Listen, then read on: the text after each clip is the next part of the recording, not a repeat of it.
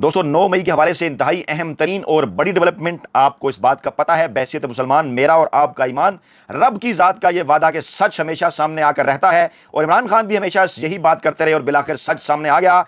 1 minute 28 second का खौफनाक clip आपको दिखाएंगे और फिर आपको दिखाएंगे जनाब मेजर जनरल शरीफ DGISPR की वीडियो।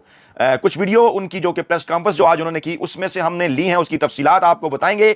और फिर जनाब आपके सामने हम ये भी रखेंगे कि जनाब जैसा कि इमरान खान भी ये बात कहते रहे हमेशा से कि देखा जाए किसको इसका फायदा हुआ, तफसीलात बड़ी ही तफसील के साथ आपके सामने रखेंगे। बैकग्राउंड इसका कुछ यूं है कि सुप्रीम कोर्ट ऑफ पाकिस्तान के अंदर फौजी अदालतों के हवाले से केस की समाअत जारी। DGISPR ने प्रेस कॉन्फ्रेंस की आज 9 मई के हवाले से, और मैं ये बात पहले भी कहता हूं और हैरान भी होता हूं हमेशा की तरह कि जब भी इमरान खान के खिलाफ बड़े एंकर वेले कलमनिगार मुलाजम साफी माफिया हैंडलर और सहूलतकार कोई एक प्रोपेगेंडा लॉन्च करते हैं तो उस दौरान कोई ना कोई ऐसी चीज हो जाती है कि सच सामने आ जाता है और इमरान खान एक बार फिर पहले से ज्यादा मजबूत हो जाते हैं। आज भी कुछ ऐसा ही हुआ। 2 अहम तरीन क्लिप्स भी आपको दिखाएंगे, लेटेस्ट 2 सवाल भी आपके सामने रखेंगे। लेकिन पहले क्रक्स, DGISPR ने कहा कि यह कहना 9 मई का सानिया फौज या एजेंसियों ने करवाया, इससे ज्यादा घटिया और शर्मनाक बात कोई नहीं हो सकती। मेजर जनरल शरीफ इमरान खान साहब का जवाब, उन्होंने कहा 9 मई के वाकया का जिसको सबसे ज्यादा फायदा हुआ वही इसमें मुलव्वस है, कौम का कप्तान इमरान खान। तफसीलात खासी हैं, आप सुन चुके होंगे, लेकिन हम बैकग्राउंड बताने के बाद फौरी तौर पर आपको लेकर चलेंगे।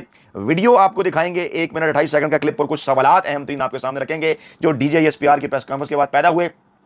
DGISPR मेजर जनरल शरीफ साहब ने यह फरमाया, उन्होंने कहा जनाब फौज ने खुद एहतसाबी का अमल मुकम्मल कर लिया है और जो अफसरान GHQ जनाउस और फौजी तनसीबात की हिफाजत में नाकाम रहे उनके खिलाफ कार्रवाई हुई है और लेफ्टिनेंट जनरल के ओहदे के अफसर समेत 3 अफसरों को नौकरी से फारिग कर दिया है। उन्होंने कहा जनाब मुट्ठी भर शरपसंद थे, 9 मई के वाकयात पहले से प्लान था, इस्तराब पैदा किया गया। हमें नहीं तवक्को थी कि एक सियासी जमात लोगों को फौज पर हमले के लिए उकसाएगी।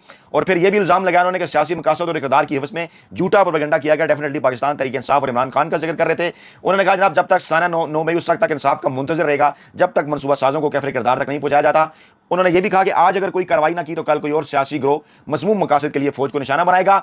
और फिर उन्होंने बात की कि फौज के लिए तमाम हकीकी सियासी जमातें काबिल एहतराम है। 15 मई को पैगाम दिया कि तमाम स्टेक होल्डर साथ बैठकर इत्तफाक राय पैदा करें। आज भी यही कहा कि हम कहते हैं कि तमाम स्टेक होल्डर साथ बैठें, इत्तफाक राय पैदा करें, फौज सपोर्ट करेगी। लेकिन सवाल यह पैदा होता है कि इमरान खान को दीवार से लगाकर, इमरान खान को अपनी मर्जी की शराइत मनवाकर उसके बाद इमरान खान को मुज़ाकरात के ऊपर मजबूर किया जाना, यही तो वो मकसद है जिसकी जानिब इमरान खान भी इशारा कर चुके कि ऐसी कोई शर्त पहले से मैं नहीं मानूंगा और सिर्फ इलेक्शन पर बात करूंगा। खैर, उन्होंने कहा जनाब दहशतगर्दी के खिलाफ हमारा ऑपरेशन जारी है।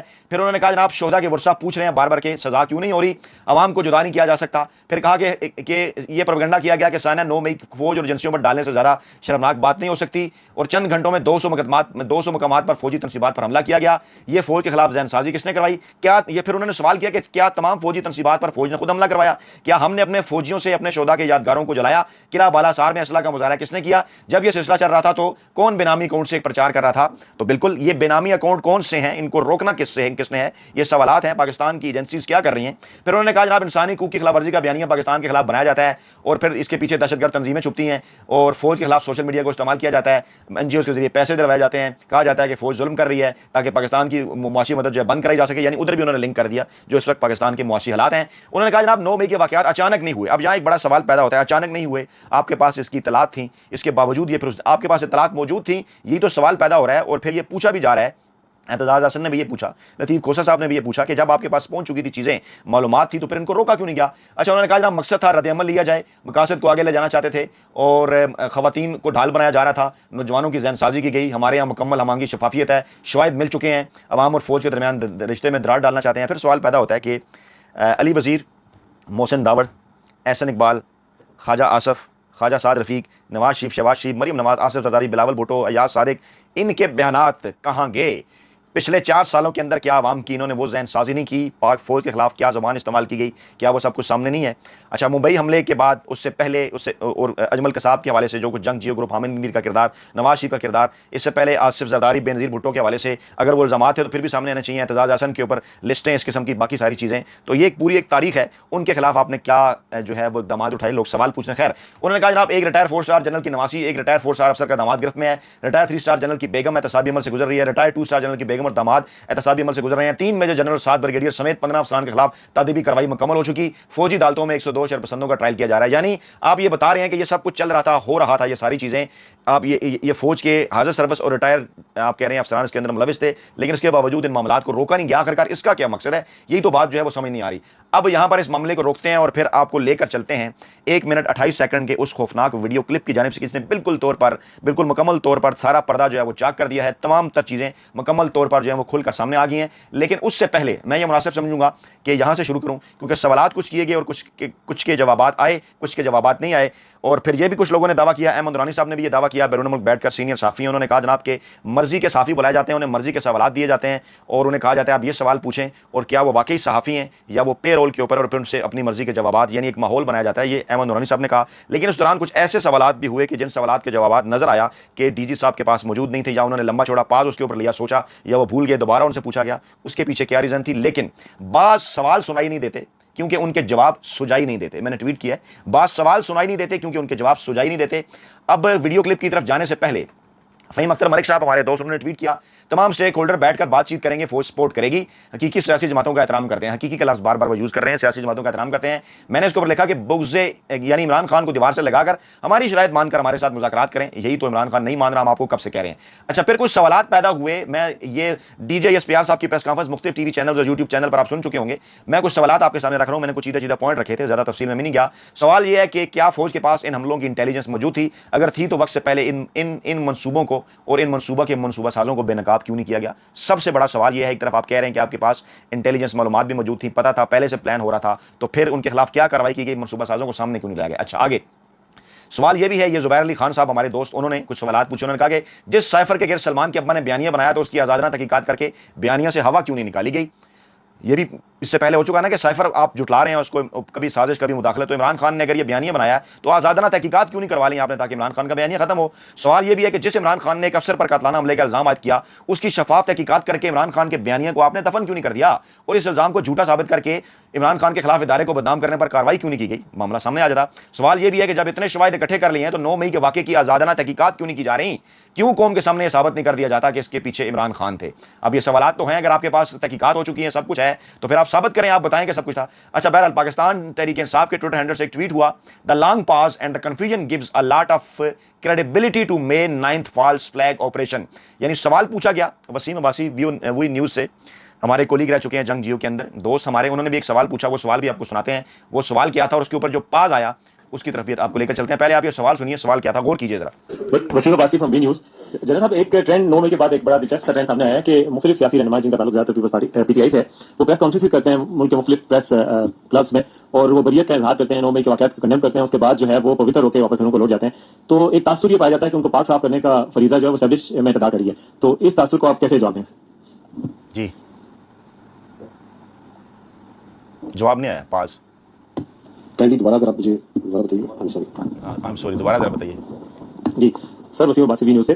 मेरा सवाल ये था कि 9 मई के बाद एक ये फिनोमेना भी सामने आया है कि कुछ सियासी जमात, एक ही सियासी जमात है PTI, जिसके रहनुमा जो है वो मुख्तलिफ प्रेस क्लब्स में प्रेस कॉन्फ्रेंस करते हैं और ऐलान बरियत का ऐलान करते हैं 9 मई के वाक़यात से, और अपनी पार्टी से भी। उसके बाद वो पाक साफ होकर घरों को जाते हैं और उनको उनके खिलाफ एक्शन भी नहीं होता, और तासुर ये है कि उनको पाक साफ करने का जो फरीजा है वो एस्टैब्लिशमेंट अदा करती है। तो इस तासुर को आप कैसे इसका रिस्पॉन्ड करें?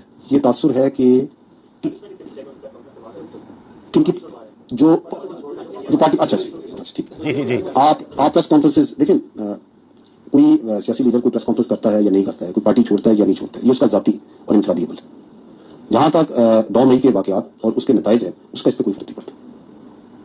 जी, सवाल सुना आपने और जवाब सुना।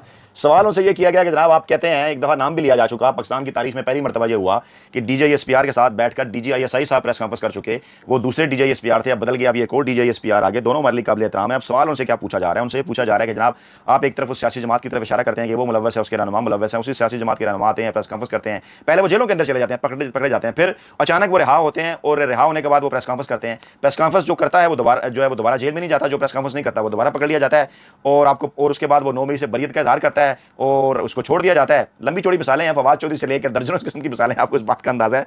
DJSPR साहब पहले कहते हैं, ज़ाहिर बात है हम मीडिया के लोग हैं, हमें अच्छी तरह से पता है तमाम चीज़ों का, इनकी भी मीडिया के वाले से जरूर ट्रेनिंग हुई होगी, लेकिन सवाल तो बहरहाल साफ ही करते हैं। आपने खुद ये देखा होगा कि उन्होंने एक लंबा चौड़ा पास लिया, उन्होंने कहा जी क्या, उसके बाद दोबारा उनसे सवाल किया गया, दोबारा वसीम अब्बासी साहब ने यही बात दोहराई, और उसके बाद फिर लंबा पास, कहा आप ये कह रहे हैं कि वो, फिर उन्होंने जवाब दिया जी अगर कुछ सियासी रहनुमा प्रेस कॉन्फ्रेंस करता है उसका जाती फेल है, 9 मई के वाक़े और इसके नताइज पर इसका असर नहीं पड़ेगा। यानी क्या सवाल था, क्या जवाब था, मैं कुछ नहीं कहता, आप खुद इस सवाल से फैसला कर सकते हैं। अच्छा, अब मैं आपको लेकर जाऊँगा उस अहम तरीन, अच्छा ये वसीम अब्बासी साहब थे, अब मैं आपको लेकर जाऊँगा उस अहम तरीन वीडियो क्लिप की जानिब जो कि हम ये भी हमारे कोलीग लिख चुके हैं और मैंने ट्वीट भी किया कि वेल्डन इफ्तिखार शिराजी साहब, ब्यूरो चीफ डान न्यूज़ इस्लामाबाद, इन्होंने ये एक सवाल किया और उस सवाल के बाद ना सिर्फ 9 मई के तमाम राजों से पर्दा उठ गया, बल्कि इमरान खान और पाकिस्तान तहरीक इंसाफ के खिलाफ जो बयानिया बनाया जा रहा है वो मुकम्मल तौर पर दबरदूस हो गया। कैसे, जरा गौर से ये सवाल सुनिए कि इफ्तिखार शिराजी साहब जो डान के ब्यूरो चीफ हैं उन्होंने सवाल क्या किया, यानी ऐसे साफ़ी भी इस प्रेस कॉन्फ्रेंस के अंदर मौजूद थे। वेल्डन जी, सवाल सुनिए गौर से, देखिए भी। 9 मई के दिन जो हमने देखा है वो है कि लोगों को आज़ादी थी वो जीएत क्यों आके हमला करें, वो कोर कमांडर हाउस में घुस जाएं, तो जो सिक्योरिटी की जो लेयर्स थी वो क्यों एब्सेंट थी। अब मेरे से जो कोई 3 सवाल सर ये है कि एक तो ये है कि आपने इसको लेके ना तो कोई एक्शन पे आया, ना कोई इसके ऊपर कोई एक्शन लिया गया। फिर बार बार हमें बताया जा रहा है कि बड़ी मनसूबाबंदी के साथ ये सब कुछ किया गया है, लेकिन 9 मई से लेके आज तक ना तो हमें मरकजी मनसूबा साज के बारे में बताया गया और ना उसे लगता है कि अब तक गिरफ्तार किया गया है। अगरचे सेकेंडरी जो रोल्स हैं उनको तो आप सजाएं भी दे चुके हैं। और एक ऐसा शख्स कि जो मुसल्लह अफवाज के सिस्टम के अंदर इतना पेनिट्रेट कर गया कि उसने lieutenant general, major general, brigadier rank के लोगों को इन्फ्लुएंस किया है, आज तक हम उसका नाम नहीं जानते। और तीसरी बात सर ये है कि कहा यह जा रहा है कि एक मखसूस जमात से लोग अब उस जहाज से नीचे उतर रहे हैं, एक प्रेस कॉन्फ्रेंस करते हैं, उसके बाद वो घर चले जाते हैं, और कहा यह जा रहा है कि ऐसे लोगों के लिए कोई सजाएं नहीं, अगर वो मुलविस भी हैं 9 मई के वाक़े में तो उनको आज़ाद छोड़ दिया जाएगा।